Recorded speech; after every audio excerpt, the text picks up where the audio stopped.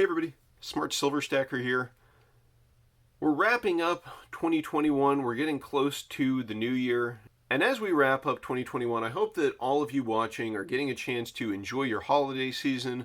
I hope that you're getting to spend Christmas with your families, get a little bit of downtime before we start the new year, and just get a chance to kind of reflect on what's important and to enjoy yourselves, enjoy your holiday season, and relax and unwind, because I think we're all going to really need it going into 2022. The way that things are shaping up, 2022 is not going to be a reprieve from what we've been experiencing over the past couple years. In fact, I think that things may even get a bit tougher in 2022. As we finish up this year, as we wrap up 2021, the US has over $29 trillion in debt now. In 2022, there's no doubt in my mind that we will surpass 30 trillion, probably 31 trillion, and that the trend will only accelerate. We're also experiencing the highest levels of inflation in 40 years, and that is if you use the official CPI numbers. You have to go back to 1982 to find a higher CPI than the one that we just got for November. And as we all know, the CPI in 2021 is a little bit different in terms of how it's calculated than the one in 1982. Anybody who's watching, this is likely the worst bout of inflation in your lifetime, and the economy is probably in the worst shape that it's been in your lifetime. Now, maybe if there are some of you watching who are very old, no disrespect to you, it's just that you would have had to have been alive through the Great Depression to experience an economy that is worse than the one that we have now. And that's despite what you hear from the media and from the Federal Reserve and from the powers that be. We have this great economy, we have this great recovery going, and yet almost all of our productive capacity has been shipped overseas. We have massive trade deficits, we have massive debt, we have massive inflation, but everything's great, according to the powers that be. So 2022, I don't think is going to be any different. I think that there's some real possibilities for some real economic issues in 2022, and that's what this video is going to be about. I know it's not the cheeriest topic to cover over Christmas and the holidays, but it's just kind of what's been on my mind, and so I want to share this with you guys, what I think could happen if we get a debt crisis in 2022. And I'm not saying that we will get a US debt crisis in 2022, although I think it is possible. Things are kind of shaping up to look that way. But even if we don't get one in 2022, I don't think that it is a stretch to say that we will likely see some kind of a debt crisis within this decade. We're still pretty early on in the decade, plenty of time to go, and the way things are shaping up, with the way that money is being created, with the way that inflation is being disregarded and viewed as a transitory phenomenon, although the Fed has kind of gotten away from that narrative at this point, because I think that it's obvious that it's not transitory any longer. But, the constant downplaying of inflation, the constant downplaying of our debt, all of that is going to catch up with us. All of the debt accumulation is going to catch up with us. And I made a list today that I want to go over with you of some of the things that might happen if we do experience a debt crisis in the US. And of course, this is all just kind of speculation. I'm not saying any of this is going to happen. It just based on what's happened in history and places where crises like these have occurred.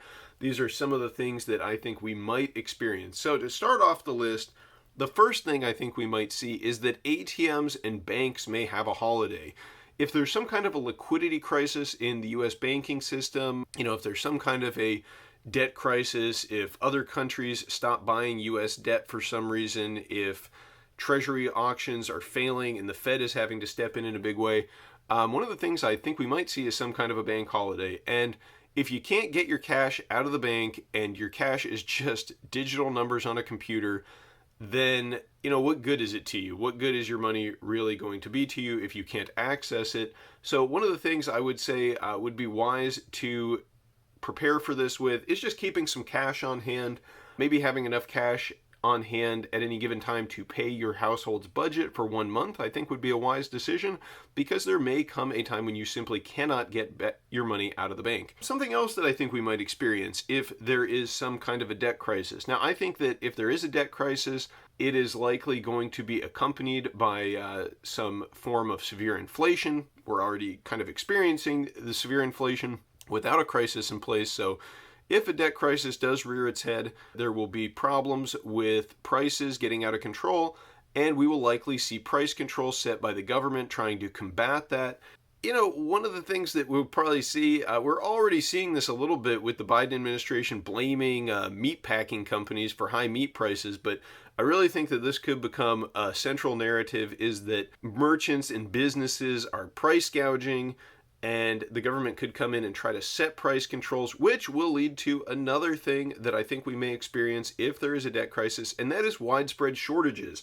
Because, of course, it won't be the fault of merchants and businesses for rising prices. They will just be trying to recapture some of the expenses that they've accrued along the way, bringing products to market, because all of their costs and inputs will be rising. So when price controls get set, I think that we may see shortages in goods such as, food, number one. So make sure you have some food that is independent of systems of support. Don't rely on your grocery store for your day-to-day food. Make sure you've got some food set away in your pantry, maybe some dry goods, maybe some MREs. I'll leave that up to you, but there could be some food shortages. There may also be consumer product shortages. We even saw that last year with the toilet paper shortages. Well, expect everything from cosmetics to sanitary products to razor blades, toothpaste, toothbrushes, you name it, just anything that consumers need. And this also includes things like fuel. I mean, it's kind of hard to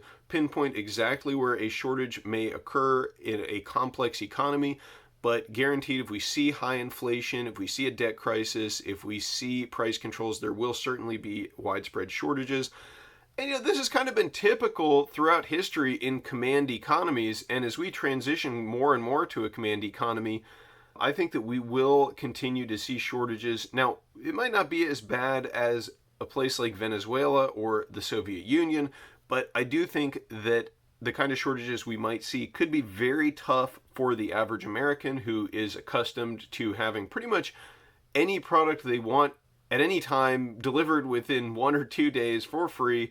Amazon has really gotten us spoiled, and the just-in-time delivery system and widespread availability of just about anything through supermarkets and distributors like Walmart, all of those places, we take them for granted. And if things seriously become rationed and in short supply, I think that really could be tough for a lot of Americans, even if it doesn't get as bad as a place like Venezuela. I would hope that in the America that we live in today, at least things that are absolutely essential like medicines, antibiotics, insulin, those sort of things would always be available. But I don't think you can even take those for granted in Venezuela. And I've mentioned to you guys in previous videos that I have some family in Venezuela.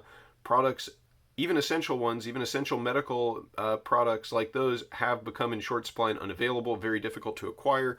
So just, plan accordingly. Try to, if you depend on medication like that, try to think of what you might do if you couldn't go to the pharmacy and get your hands on some. Another thing I think we might see in the event of a debt crisis is we may see grid services interrupted, and I'm talking about water, electricity, and telecommunication services. Those are 3 things that I know are still to this day severely impaired in Venezuela. Now, I do think that problems like this take a while to manifest, because it takes a while for your infrastructure to decline when it's not being maintained. And this is going to be more of a regional issue, I believe, than nationwide. But don't be surprised if a day comes when there are rolling blackouts. And this is combined with other things we have going on with the, green initiatives, a transition to renewable, quote unquote, renewable energy by government mandate.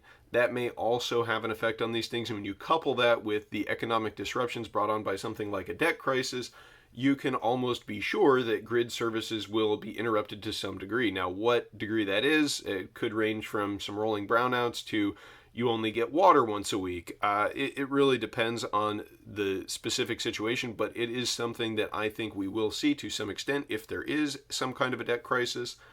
Something else you might see: direct payments to U.S. citizens. We've already seen that last year when the crisis, which must not be named, reared its head. The immediate thing that the government went to was just sending out direct cash payments to the U.S. citizens, kind of like anti-riot money, basically, keep people calm. And if we do see some kind of a significant crisis or economic problem, I think that we will see more of those. Now, whether those will be in US dollars or some other new currency, I think is kind of up in the air. You might get electronically delivered US dollars, presuming the banking system is still intact and functioning. You might just get direct payments into your account in the name of stimulus. Or maybe you'll get some kind of new currency. Maybe you'll get a digital dollar, that one we've been hearing about for a while. Some kind of a central bank digital currency, who knows? But I would not be surprised if we see more direct payments to Americans.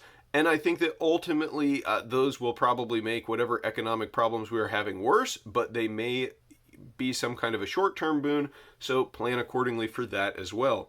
Another thing we might see, and this is sort of related to the direct payments, is I think we will likely see some kind of civil unrest. If people can't access their money in their bank, if they can't go to the store and buy things, if there are widespread shortages, if people get cut off from the internet, you know how many people are addicted to social media these days, how much unrest that would foment if there was some interruption to our telecom system. If there was a disruption to the pharmaceutical supply chain, the number of Americans on antidepressants is sky high. And if you cut folks off who are dependent on antidepressant medications from their supply, they are going to have some severe issues. A lot of the SSRI drugs, I'm not a pharmacist or a doctor or anything, but a lot of those drugs, they require you to be weaned off. And if people are suddenly cut off from them, they can suffer psychotic breaks. That combined with just a general decline in living conditions and people who are pissed off at the system already, I really do think that there is the potential for civil unrest. We've already seen some of that over the past year, and I think that if there's a severe economic crisis, that could get a lot worse.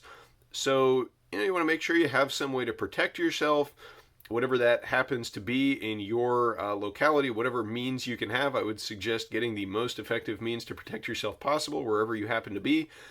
You might want to consider having some way of bugging out if you do live in some kind of a crowded urban area, or at least some way of bugging in and keeping yourself safe in the event of unrest. If you live in a high-rise apartment in a big city, you might at least want to have enough supplies in there where you don't need to leave for a couple weeks. I know that might sound kind of extreme, but if there's riots going on outside, and they become widespread, there's a lot of people already out there who want to defund the police and shut down law enforcement, and if you coincide that with massive civil unrest, there could be a real problem. So, another thing you just might want to plan for accordingly should there be some kind of a debt crisis. And then one thing is for sure that I think we will see if there is an economic or debt crisis in the U.S.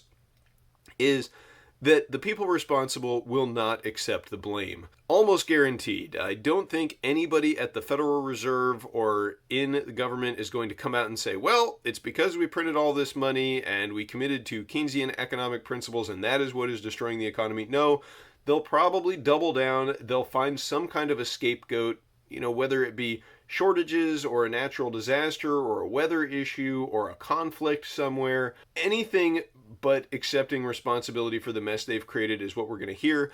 I'm sure that if there is a debt crisis, if we do have runaway inflation, they will find some Nobel Prize winning economist who they can drag in front of a camera on television, and he or she will tell you all about how a debt crisis and massive inflation is good for the American consumer and it's good for you. And also, I suspect that should we see some kind of an economic crisis, that discourse on the subject will likely be heavily censored, as we have seen with certain other topics over the past couple years. So these are just some of the things that could occur, that we could see if there is a debt crisis. It's just some food for thought. None of this is investment advice. I haven't really even mentioned silver specifically so far in this video.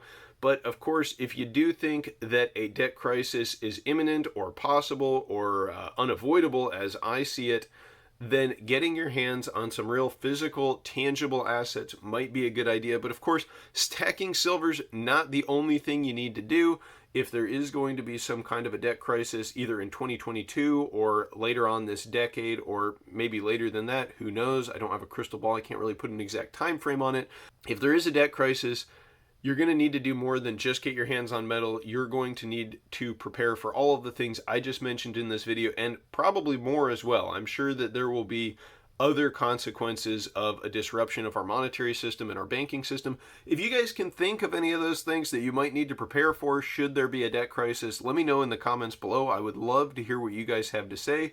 Again, I know this isn't the cheeriest video for the holidays. I hope that all of you watching are having a very Merry Christmas. I hope that you're getting to spend some time with your family and your loved ones and reflect on the things that really matter, because at the end of the day, of course, the economy is not the only thing that matters. Wealth is not the only thing that matters. There are much more important things in life, but at the same time, you don't want to be completely impoverished and have all of your wealth stolen from you. So, keep on stacking metal, get your hands on some wealth that is outside of the Ponzi financial system that we currently have. And don't forget, even if we have an economic recovery, even if you are convinced that things are getting better, there's still $29.3 trillion in debt and growing.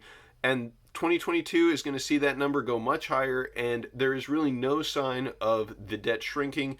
So in my mind, a debt crisis is inevitable. Guys, do your own due diligence. Research it for yourself. Let me know what you think in the comments below. I'd love to hear it. Thank you guys all very much for watching. Hope you have a Merry Christmas. Smart Silver Stacker, out.